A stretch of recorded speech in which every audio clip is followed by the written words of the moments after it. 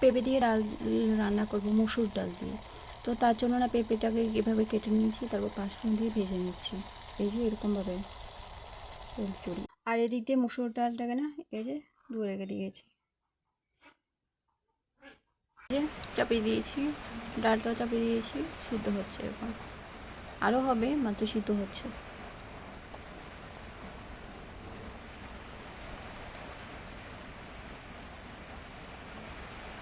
যে হচ্ছে একটু হবে,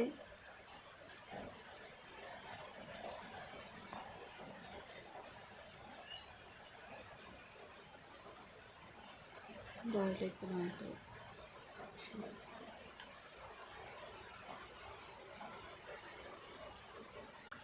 আর বাইরে বৃষ্টি হচ্ছে।